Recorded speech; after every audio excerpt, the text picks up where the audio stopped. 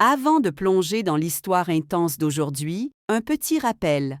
Plus de 90% de nos spectateurs regardent nos vidéos sans être abonnés. Si vous aimez ce genre de contenu, prenez une seconde pour vous abonner et activez la cloche pour ne rien rater. Et si vous trouvez cette histoire captivante, n'oubliez pas de liker la vidéo, ça nous aide énormément. Je m'appelle Claire. Je suis une femme ordinaire, une épouse dévouée, une mère aimante. Si vous m'aviez rencontrée il y a 2 ans, vous m'auriez vu sourire sans arrêt, parler de mon mari comme d'un héros et de ma famille comme d'un rêve devenu réalité. Mais aujourd'hui, ce que j'ai à vous raconter n'est pas un conte de fées. C'est l'histoire de la façon dont tout a basculé et comment j'ai reconstruit ma dignité. Une vérité à la fois. J'ai rencontré Julien à l'université. Il était brillant, drôle, charmant, tout ce qu'on attend d'un futur partenaire. Nous avons grandi ensemble, traversé les premières galères de la vie adulte, bâti une petite maison dans une banlieue tranquille et accueilli de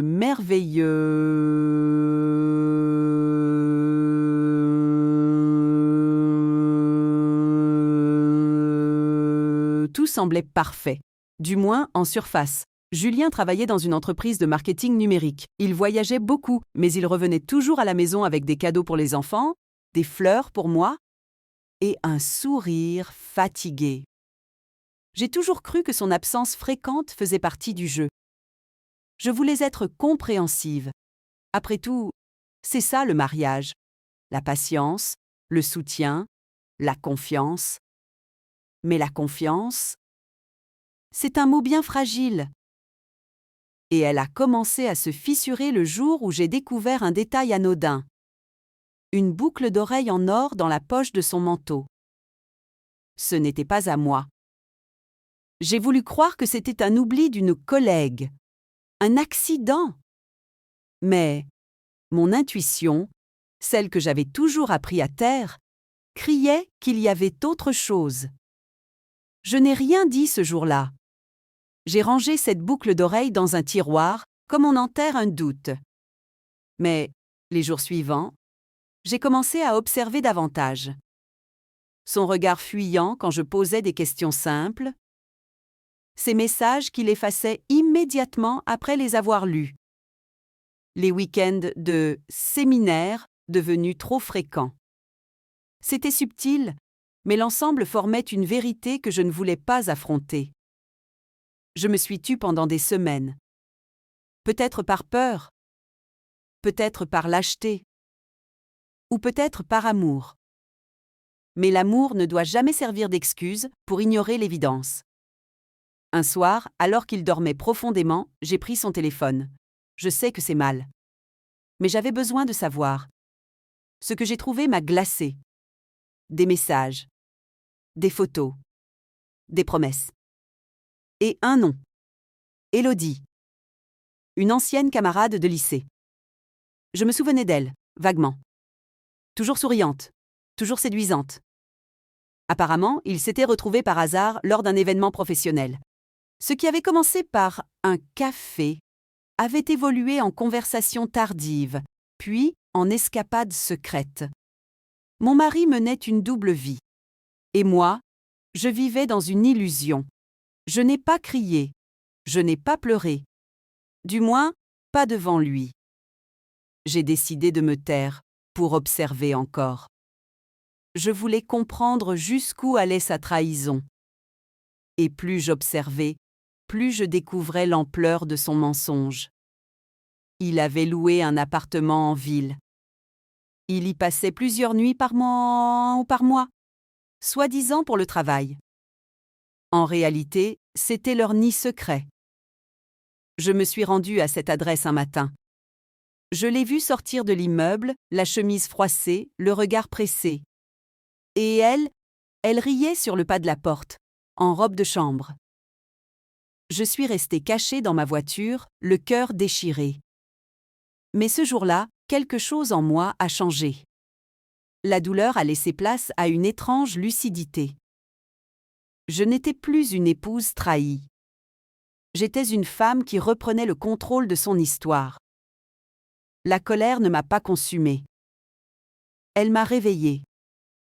Je savais que je ne pouvais pas lui faire confiance. Mais je ne voulais pas non plus agir dans la précipitation. J'ai commencé à rassembler des preuves, discrètement. Des captures d'écran, des factures, des photos. Pas pour le confronter, pas encore, mais pour bâtir un dossier solide. Pour moi, pour mes enfants, pour la suite. Car oui, j'ai pensé à tout quitter. Mais je ne voulais pas partir comme une victime. Je voulais qu'il comprenne ce que signifie perdre ce qu'on croyait acquis. Je voulais qu'il voie le vide qu'il avait créé. Alors j'ai conçu mon propre plan. Lentement. Méthodiquement. Je me suis rapprochée de son monde professionnel. J'ai repris contact avec d'anciens collègues. J'ai commencé à reconstruire mon réseau.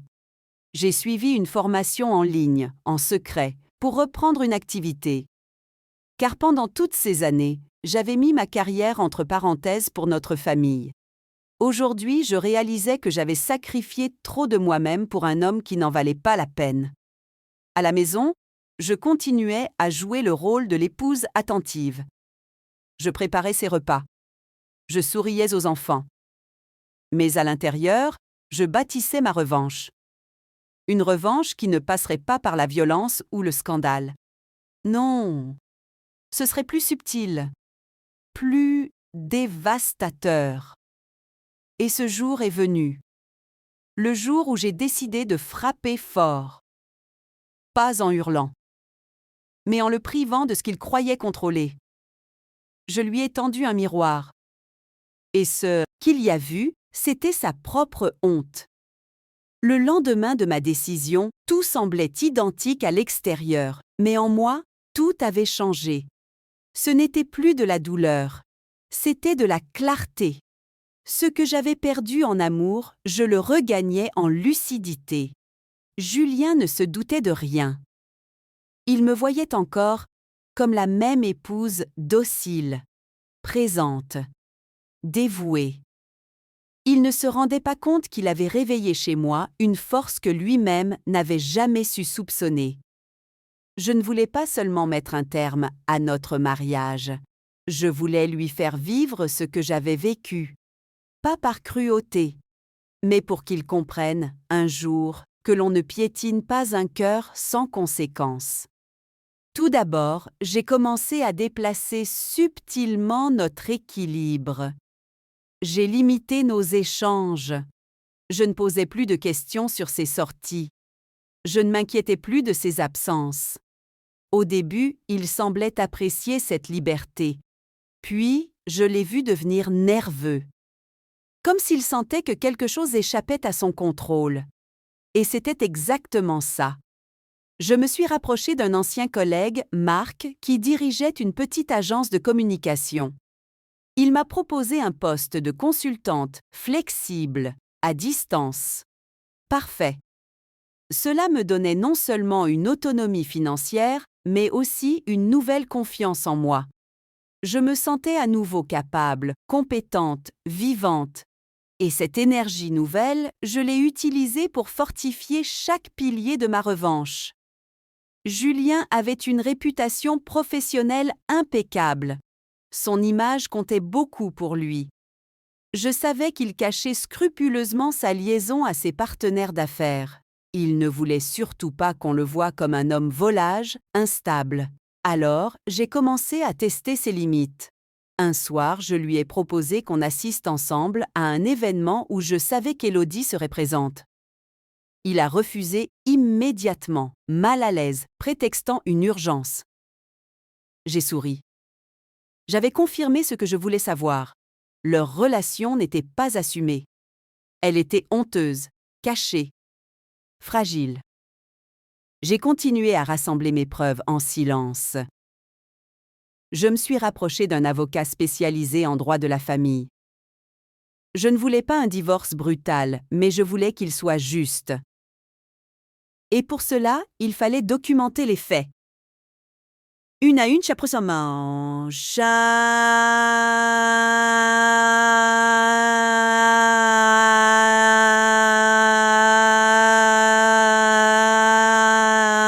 les ai classés. Ce dossier était devenu mon arme. Pas contre lui directement, mais pour me protéger de ses éventuels mensonges futurs, car je le connaissais trop bien. Il était capable de nier jusqu'au bout. Pendant ce temps, j'ai également travaillé sur ma propre reconstruction émotionnelle. J'ai repris la peinture que j'avais abandonnée depuis des années. J'ai retrouvé des amis que j'avais négligés, trop absorbés par ma vie de mère et d'épouse. Et surtout, j'ai renoué avec moi-même. Mes rêves, mon identité. Ce que j'avais oublié, étouffé par les compromis d'un mariage déséquilibré. Un jour, alors que les enfants étaient chez leurs grands-parents, j'ai décidé de lui tendre un piège. Je lui ai proposé une escapade romantique, un week-end en montagne. Il a hésité, surpris. Finalement, il a accepté. Je savais pourquoi. Il voulait me garder tranquille, m'empêcher de fouiller, peut-être se donner bonne conscience. Mais je ne voulais pas une réconciliation. Je voulais une confrontation, silencieuse mais fatale. Nous sommes partis un samedi matin. Il conduisait, parlait de tout sauf de nous. Moi, j'observais. J'avais emporté avec moi une simple enveloppe. À l'intérieur, une copie du dossier. Rien d'accusateur. Juste des faits. Des vérités. Le dimanche matin, je me suis levée tôt. Je suis allée me promener seule. Quand je suis revenue, il dormait encore. J'ai déposé l'enveloppe sur sa valise, sans un mot. Puis je me suis préparée calmement, j'ai pris ma tasse de café, et je me suis assise sur la terrasse avec une vue sur la vallée. Quand il s'est réveillé, il a trouvé l'enveloppe. Je l'ai vu lire. Ses mains tremblaient mâches et légèrement. Son regard se perdait dans les lignes, incrédule. Il a voulu parler. Je l'ai interrompu d'un seul regard. Pas besoin de mots. Tout était là. Noir sur blanc. Il a tenté de se justifier. M'a dit que c'était une erreur, que cela n'avait pas de sens, que c'était passager. Mais ses paroles glissaient sur moi comme la pluie sur une vitre. Trop tard. Trop creux.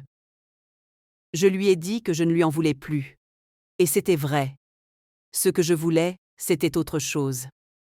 Qu'il ressente, ne serait-ce qu'un instant, la perte. La perte d'un regard qui croit en vous. D'un amour sincère. De la paix qu'il avait détruite. Je ne suis pas rentrée avec lui. J'ai pris un train. En silence. J'ai regardé le paysage défiler, légère, épuisée, mais droite. Je savais que le plus dur était fait. Ce n'était pas la fin de mon histoire. C'était le début d'une autre. Il m'a envoyé plusieurs messages les jours suivants. Il voulait parler, s'expliquer, me promettre qu'il allait changer. Mais je ne voulais plus d'excuses, je voulais des actions. Et à ce stade, même les actions ne suffiraient pas. J'ai engagé la procédure de divorce. Calme, structuré, assuré, il a été pris de court. Il a tenté de négocier, de repousser, d'implorer, mais j'étais déjà ailleurs, mentalement. Je n'étais plus sa femme. J'étais une femme libre, prête à écrire sa propre suite. Et c'est à ce moment-là que j'ai compris que ma plus grande revanche, ce n'était pas de le détruire. C'était de ne plus dépendre de lui, de le priver du pouvoir de me blesser à nouveau. Le jour où le divorce a été officiellement prononcé, j'ai ressenti un mélange étrange de tristesse et de soulagement. Tristesse pour ce que nous avions perdu. Soulagement parce que je n'avais plus besoin de faire semblant. J'étais libre. Libre de ne plus vivre dans le doute. Libre de respirer à nouveau. Libre d'être moi. Julien a quitté la maison quelques semaines plus tard. Il avait espéré qu'on puisse reconstruire, mais il ne comprenait pas qu'on ne reconstruit pas un château de cartes après l'avoir piétiné. Il m'a accusée d'être froide, insensible. Mais c'est lui qui m'avait transformée en cette femme prudente, méfiante, lucide. Il récoltait ce qu'il avait semé.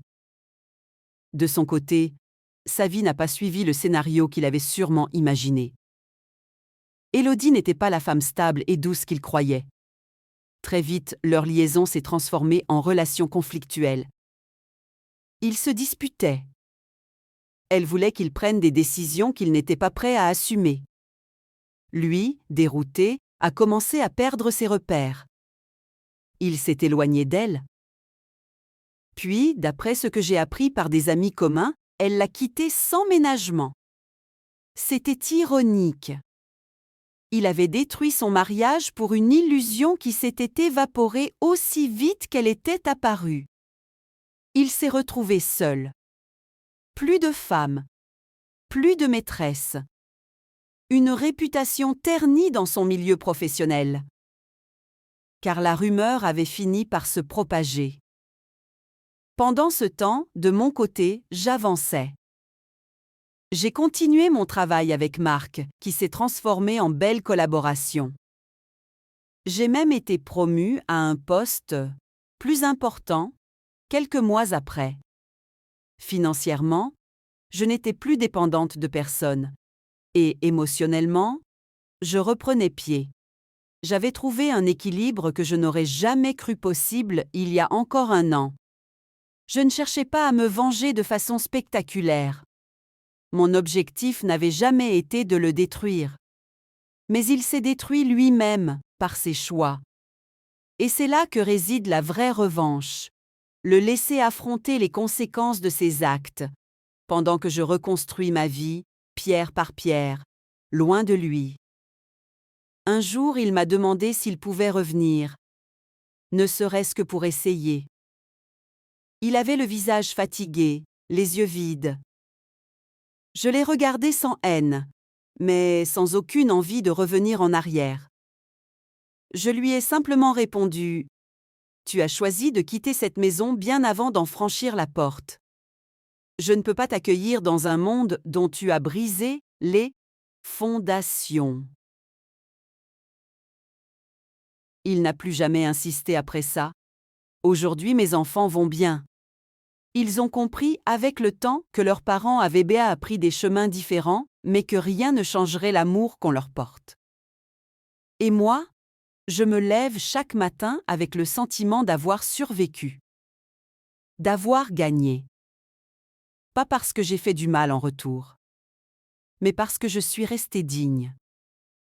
Parce que je me suis relevée quand tout aurait pu me briser. Parce que j'ai compris que la vraie force, ce n'est pas de détruire, c'est de se reconstruire. Et ça, personne ne pourra jamais me l'enlever.